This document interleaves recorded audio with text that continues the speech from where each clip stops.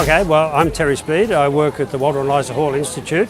I'm a statistician working in medical research with a bit of a focus on DNA and proteins, molecular medicine, rather than, broken legs or, that general sort of area. Fantastic. Okay? Yeah, okay, so I've won a couple of things.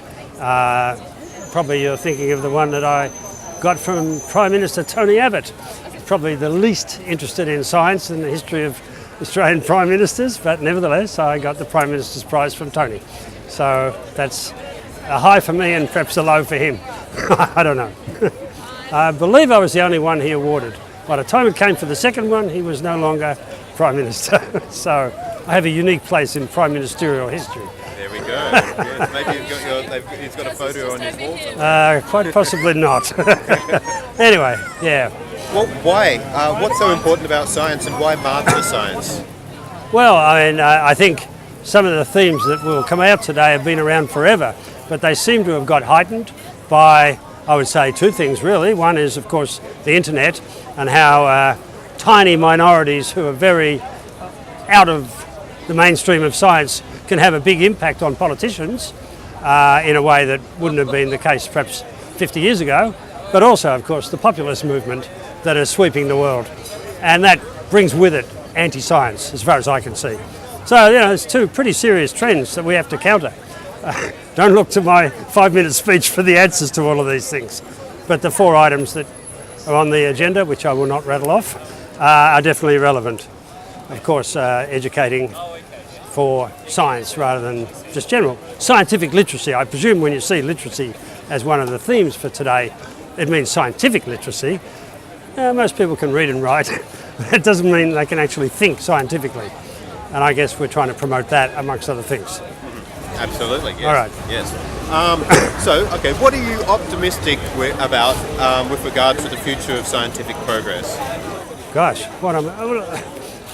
to be honest, I don't expect the future of science to be fundamentally different from the past.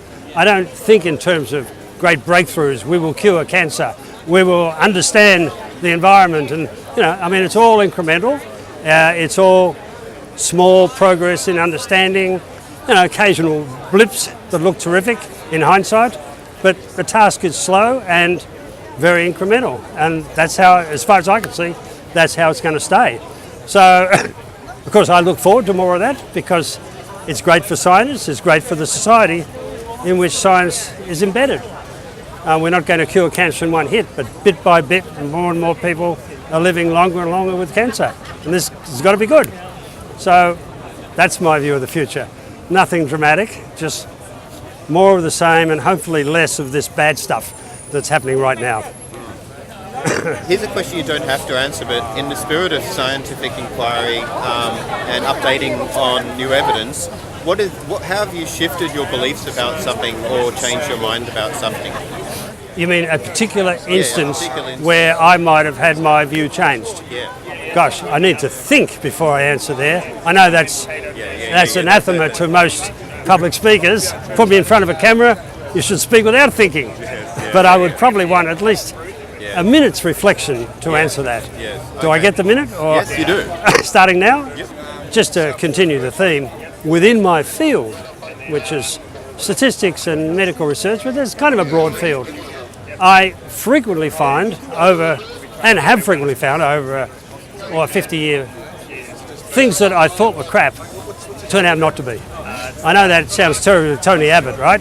But I just mean little pieces, like I think, this particular technique, it's really not going to work, or it's a bit phony. And then later on, my eyes are opened and I see it.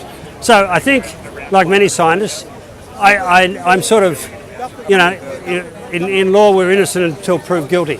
For me, it's almost the opposite. If someone is promoting something in my area, I'll say I won't believe it until I see the evidence that nails it, that really shows that it does what it said. Because there is a lot of hype.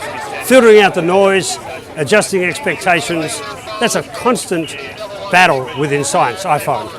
So being sceptical and then having my scepticism removed, that's happened over and over again. And I quite liked that after a while. It was a bit shocking at first because I thought, gee, I was brought up to think this is crap. and it turns out to be real and useful. Amazing. So that's in my area, which of course I'm not giving examples. It's sort of less true in the broader science, right? I mean, I haven't been brought up to think evolution is crap or climate change is crap or any of these sort of things. So I haven't had that many revolutions there. But of course, the incremental change in understanding, you know, I learned biology in 1960, and I look at what we know about biology now, 57 years later, it is amazing. But it wasn't a moment of truth, right? Because it happened slowly. What would you like to see people take away from this event? Don't look for simple solutions to complicated things. You know, say, oh, show me the evidence, as though we can put on one piece of paper the evidence that, for example, the increasing temperature is man-made or, you know, result of human activity.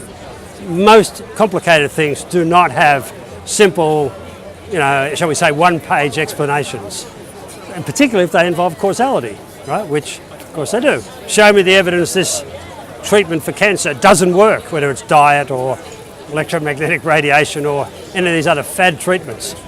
You can't show it on a piece of paper. You've got to, you know, so accept that some things are complicated, that actually people who know something about it need to be taken notice of. That science isn't democracy where you just put up your hand and say who's in favour, who's against.